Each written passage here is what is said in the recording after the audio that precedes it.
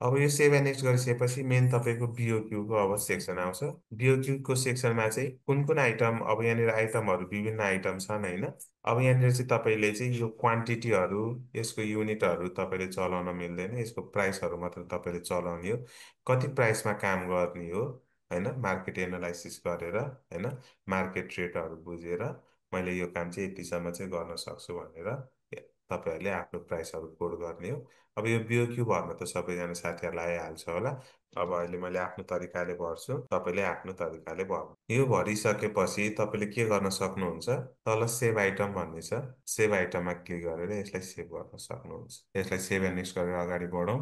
अब fees and सेक्युरिटीको कुरो छ। फिज एन्ड सेक्युरिटी चाहिँ हामीले तिरेको छैनौँ। यहाँनिर चाहिँ के भनिरहेको छ, please pay bid security fee र please pay bid document fee भनेर भनेको छ। अब बिट सेक्युरिटी र बिट डकुमेन्ट फी पनि हामीले के गरौँ, पे गरौँ। अब कसरी पे गर्ने, यहाँ अहिले पेन्डिङ छ। सुरुमा हामीले चाहिँ यो ठेक्का नम्बर, जुन इन्भिटेसन नम्बर छ, यो ठेक्का नम्बर चाहिँ हामीले कपी गर्छौँ। यो ठेक्का नम्बर चाहिँ सिलेक्ट गरेर कन्ट्रोल सी गर्नुहोस्, कपी गर्नुहोस्, वा राइट क्लिक गरेर कपी गर्दाखेरि पनि भयो। ठेक्का कपी गरेपछि प्रोक्युरमेन्ट एक्जिक्युसन भित्र जाने, प्रोक्युरमेन्ट एक्जिक्युसन भित्र फी सेक्युरिटी भन्ने छ, फी सेक्युरिटी भित्र गएर चाहिँ प्रोसेस भन्ने बटन छ, प्रोसेस भन्ने बटनमा क्लिक गर्ने। यसमा क्लिक गरिसकेपछि जुन अहिलेको ठेक्का नम्बर हामीले कपी गरेको छौँ नि, त्यो ठेक्का नम्बर चाहिँ यो सेक्सनमा राखेर तपाईँले चाहिँ के गर्ने, पेस्ट गर्ने। पेस्ट गर्दाखेरि चाहिँ कहिलेकाहीँ के हुनसक्छ, यहाँ स्पेस आएको छ, यो टूको पछाडि यहाँ स्पेस आएर यहाँ पुगेको छ, ब्याक स्पेस हुन्छ किबोर्डमा, ब्याक स्पेस क्लिक गरेर त्यो स्पेसलाई हटाउने। स्पेसलाई हटाइसकेपछि अब तपाईँको के आउँछ, अब यसलाई सर्च गर्ने, यो ठेक्कालाई सर्च गर्ने, त्यो ठेक्का देखाउनु पर्छ। त्यो सर्च गरेपछि हेर्नुहोस् त, अघि यहाँनिर ठेक्का थिएन, अब यहाँनिर ठेक्का आएर बसेको छ होइन, यहाँनिर तल ठेक्का देखेको छ। अब यसको चाहिँ अब तपाईँले फी र बिट डकुमेन्ट फी र बिट सेक्युरिटी तिर्न खोज्दै हुनुहुन्छ, त्यही भएर यसको लागि चाहिँ अब तपाईँ के गर्ने, यो एक्सन बटनमा जाने, यसको एक्सन बटनमा जाने। यसको एक्सन बटनमा गइसकेपछि अब तपाईँको चाहिँ विभिन्न किसिमको इन्स्ट्रुमेन्टहरू हुन्छन्, ब्याङ्क इन्स्ट्रुमेन्टहरू हुन्छन्। यहाँनिर हेर्न सक्नुहुन्छ beet document fee, beet security, अनि एडभान्स पेमेन्ट ग्यारेन्टी। पछि तपाईँको एडभान्स पेमेन्टको लागि लिँदै हुनुहुन्छ भने एडभान्स पेमेन्ट ग्यारेन्टी यहाँबाट अपलोड गर्ने, सम्झौता गर्न जाँदै हुनुहुन्छ भनेदेखि पर्फर्मेन्स सेक्युरिटीको डकुमेन्ट यहाँनिरबाट अपलोड गर्ने। अहिले हामीले बिट डकुमेन्ट फी अपलोड गर्छौँ, बिट डकुमेन्ट फी सिलेक्ट गर्छौँ।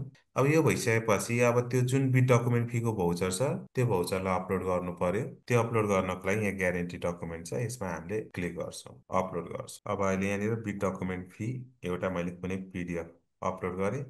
त्यसको चाहिँ तपाईँको चाहिँ ट्रान्जेक्सन आइडी नम्बर हाल्ने। यदि तपाईँको त्यो भौचरमा ट्रान्जेक्सन आइडी नम्बरहरू छैनन् भनेदेखि 1234 भनेर राखिदिन सक्नुहुन्छ है, 1234 भनेर राखिदिन सक्नुहुन्छ। त्यसपछि यहाँनिर चाहिँ सबमिट भन्ने बटन छ, सबमिट भन्ने बटनमा क्लिक गरिदिनु। यो भएपछि बिट डकुमेन्ट फी को काम सक्यो। अब अर्को पनि भनेको थियो, अर्को भनेको बिट सेक्युरिटी, फेरि त्यसको लागि पनि यहीँबाट जानु पर्यो। यहाँ बिट सेक्युरिटी छ, बिट सेक्युरिटी क्लिक गर्ने। अब बिट सेक्युरिटी चाहिँ अब कुन ब्याङ्कबाट जारी भएको छ, फरक ब्याङ्कबाट पनि जारी भएको हुनसक्छ डकुमेन्टहरू। ब्याङ्कको नाम सिलेक्ट गर्ने। अहिले चाहिँ हामीले डिजी ब्याङ्क भनेर सिलेक्ट गर्छौँ ट्रेनिङ प्रयोजनको लागि, तर रियलमा यस्तो डिजी ब्याङ्क भन्ने चाहिँ छैन होइन। त्यसपछि यो ब्रान्चको नाम कुन हो, हेड ब्रान्च भनेर सिलेक्ट गरौँ। त्यसपछि अहिले सेक्युरिटी एमाउन्ट कति तिर्नु भनेको छ, 27,50,000 भनेर भनेको रहेछ। यसमा चाहिँ अब क्यास डिपोजिट गर्ने हो कि ग्यारेन्टी डकुमेन्ट बनाउने हो, अहिले ग्यारेन्टी डकुमेन्ट भनेर सिलेक्ट गर्छु। त्यसपछि ग्यारेन्टी डकुमेन्ट अपलोड गर्छु मैले यहाँनिर। अहिले बिट सेक्युरिटीको ग्यारेन्टी डकुमेन्ट अपलोड गर्छु। अब त्यो बिट सेक्युरिटीमा चाहिँ ट्रान्जेक्सन आइडी भन्ने हुँदैन। यो बिट सेक्युरिटीमा चाहिँ बिट सेक्युरिटी नम्बर हुन्छ, त्यही बिट सेक्युरिटी नम्बर टाइप गरिदिने। यहाँ पनि त्यही बिट सेक्युरिटी नम्बर टाइप गरिदिने। अब बिट सेक्युरिटीको चाहिँ इफेक्टिभ डेट कहिलेबाट हो, यसको इफेक्टिभ डेट चाहिँ last date of bid submission कहिले छ होइन, त्यहाँनिरबाट काउन्टडाउन सुरु हुन्छ र कति दिनसम्मको हुनु पर्यो यसको तपाईँको चाहिँ इफेक्टिभ डेट कहिलेसम्म हुनु पर्यो। बिट सेक्युरिटीको भ्यालिडिटी पिरियड कहिलेसम्म हुन्छ साथीहरू, हो 90 डेज बिट भ्यालिडिटी पिरियड छ भनेपछि बिट सेक्युरिटी 120 डेज हुन्छ।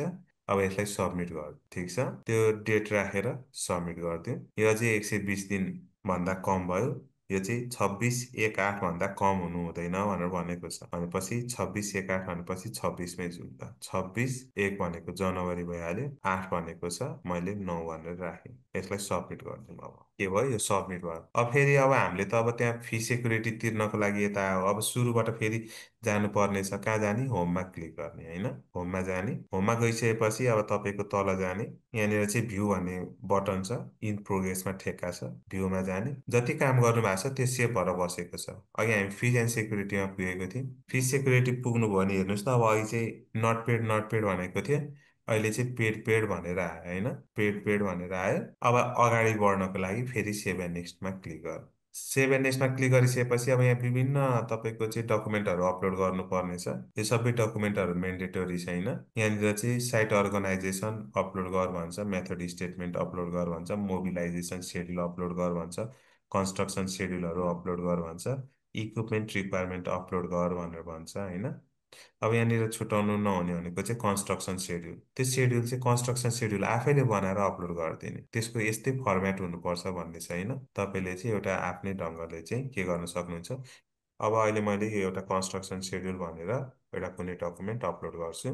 त्यसपछि अर्को इक्विपमेन्ट रिक्वायरमेन्ट भनेर आएको छ। इक्विपमेन्ट पनि तपाईँले यहाँनिर केमा आएको छ, यहाँ चाहिँ एउटा मिक्सर भनेर आएको रहेछ होइन। अब त्यसपछि तपाईँले के पो अपलोड गर्ने हो त्यो इक्विपमेन्ट रिक्वायरमेन्टमा? त्यो इक्विपमेन्टको अब तपाईँको ओनरसिपमा भएको हो कि होइन, त्यसको फोटोहरू भ्याट बिलहरू यहाँनिर चाहिँ अपलोड गरिदिन सक्नुहुन्छ। अहिले चाहिँ यो इक्विपमेन्ट मैले अपलोड गरिदिएँ डिटेल्स। अब यो चाहिँ अब यहाँनिर मिक्सर मागेको छ। अब यो मिक्सर चाहिँ अब कतिवटा यहाँनिर अपलोड गर्ने त, पेस्ट गर्ने। एड अन पर्पज इक्विपमेन्ट भनेको छ। अब अहिले चाहिँ मैले मिक्सर चाहिँ यहाँनिर के गर्छु, एड गरिदिन्छु। मसँग दुईवटा मिक्सर छ, यो कन्ट्र्याक्टको लागि एउटा एड गरिदिन्छु होइन। यो चाहिँ यो कन्ट्र्याक्टको लागि कतिवटा युज गर्ने भनेको एउटा, र कतिवटा चाहिँ इङ्गेज छन् भनेको इङ्गेज एउटा छ, एउटा इङ्गेज छ, यो कन्ट्र्याक्टको लागि एउटा युज गर्नु। यदि तपाईँसँग त्यो छैन भनेदेखि त्यो डकुमेन्ट चाहिँ त्यो इक्विपमेन्ट चाहिँ हायर गर्ने हो भने लिज र हायर छ भने यहाँनिर अर्को केमा आएको छ, सिभिल इन्जिनियरमा आएको छ। कतिजनामा आएको छ, एकजना माग गरेको छ। एक्सपिरियन्स कति हुनुपर्छ भनेको छ, एक्सपिरियन्स चाहिँ 5 वर्षको हुनुपर्छ भनेर भनेको छ। अनि सिमिलर चाहिँ तपाईँको, सिमिलर भनेपछि कन्स्ट्रक्सन, त्यो पनि भवन बनाएकै सम्बन्धीको काम चाहिँ 4 वर्षको एक्सपिरियन्स हुनुपर्छ भनेर भनेको छ। त्यो एड गर्नको लागि यहाँ एड पर्सनल भन्ने छ अब यो। ओके। अब तपाईँले सब कन्ट्र्याक्टर पनि पर्पोज गर्ने हो भने सब कन्ट्र्याक्टरको पनि यहाँनिर विवरणहरू अपलोड गर्नु पर्यो। ठिक छ। अब हामी मेन डकुमेन्टको पाटोमा आएको छौँ है। अब मेन डकुमेन्टको पाटोमा चाहिँ छुट्याउनै नहुने कुरोहरू मैले भन्छु है। यहाँनिर पनि तपाईँको चाहिँ एउटा बुझ्नु पर्ने चाहिँ कि यो रातो रातो लागेको चाहिँ अनिवार्य छ है। अब please upload specific to this bid भनेर भन्छ, यहाँनिर चाहिँ अपलोड नगर्दाखेरि पनि भयो। अब तपाईँको चाहिँ टेक्निकल प्रपोजलहरू, टेक्निकल डकुमेन्ट जति पनि छन् एकमुष्ट रूपमा सबैलाई कम्पाइल गरेर यो टेक्निकल रिपोर्टमा एड गरिदिन सक्नुहुन्छ। प्राइस डकुमेन्टहरू वा फाइनेन्सियल डकुमेन्ट जति पनि छन् एकमुष्ट रूपमा त्यसलाई चाहिँ एड गरेर यहाँनिर अपलोड गरिदिन सक्नुहुन्छ। तर त्यो अपलोड गर्दाखेरि फेरि पनि ध्यान चाहिँ के गर्नु पर्यो, टेक्निकलमा प्राइसको डकुमेन्टहरू चाहिँ पर्नु भएन, त्यो भयो भने फेल भयो। अब त्यस्तो छन् भने यहाँ एड गर्ने, अब छैनन् भनेदेखि अरू तलको ट्याक्स क्लियरेन्स डकुमेन्ट चाहिँ यहाँनिर एड गर्नु पर्यो। ट्याक्स क्लियरेन्स, कर चुक्ता, कर चुक्ता कतिकोमा आएको थियो, 8182 भनेपछि 8182को कर चुक्ता यहाँनिर अपलोड गरिदिएँ। ट्याक्स क्लियरेन्स सर्टिफिकेट भनेर मैले अपलोड गरेँ। त्यसपछि अब अर्को तलमा जानुभयो, तलमा जाँदाखेरि कम्पनी र ट्याक्स रेजिस्ट्रेसन सर्टिफिकेट भनेर भनेको छ। यहाँ फेरि तपाईँको प्रोफाइलबाट अहिले एट्याच गर्न पर्ने दिन्छ, तर यहाँ पनि तपाईँले के गर्नु पर्यो, एउटा कम्पनी रेजिस्ट्रेसन डकुमेन्ट वा फर्म दर्ता प्रमाणपत्र र तपाईँको प्यान भ्याट दर्ता प्रमाणपत्र एकै ठाउँ कम्पाइल गरेर यहाँ पनि अपलोड गरिदिनु पर्यो। अब अहिले चाहिँ मैले यो कम्पनी एन्ड प्यान भनेर अपलोड गरिदिन्छु, कम्पनी एन्ड भ्याट भनेर। त्यसपछि अर्को बिजनेस रेजिस्ट्रेसन रिन्युअल भनेर भनेको छ। व्यवसाय दर्ता प्रमाणपत्र गर्ने रिन्युअलको डकुमेन्ट पनि म्यान्डेटरी भनेर भनेको छ। यो रिन्युअलको डकुमेन्ट पनि यहाँनिर अपलोड गरिदिउँ। अनि हेर्नुहोस् है, यहाँनिर चाहिँ एउटा के छ भनेर भन्दाखेरि स्पेसिफिक एक्सपिरियन्स अघि उता एड गरिसकेको छ होइन, त्यही पनि यहाँनिर पनि एड गर भनेर भन्छ। तर अब यहाँनिर चाहिँ एड गर्दाखेरि एड फ्रम प्रोफाइलबाट काम गर्दैन, यहाँनिर चाहिँ डकुमेन्ट नै अपलोड गर्नु पर्यो। स्पेसिफिक एक्सपिरियन्सको यहाँनिर चाहिँ डकुमेन्ट नै अपलोड गर्नु पर्यो। स्पेसिफिक एक्सपिरियन्सको पनि डकुमेन्ट अपलोड भयो। अब प्रोफाइलबाट पनि थप डकुमेन्टहरू एट्याच गर्न पनि सकिन्छ। अब अघि हामीले फाइनेन्सियल डिटेल्समा चाहिँ तपाईँको के गरेको थियौँ, ब्यालेन्स सिट, इन्कम स्टेटमेन्ट अनि टर्नओभरको विवरण एड गरेको थियौँ, प्रोफाइलबाट एड गरेको थियौँ। तर त्यसलाई भेरिफाई गर्ने डकुमेन्ट त अपलोड गरेको छैन, त्यसलाई भेरिफाई गर्ने डकुमेन्ट चाहिँ यहाँबाट अपलोड गर्नु पर्यो।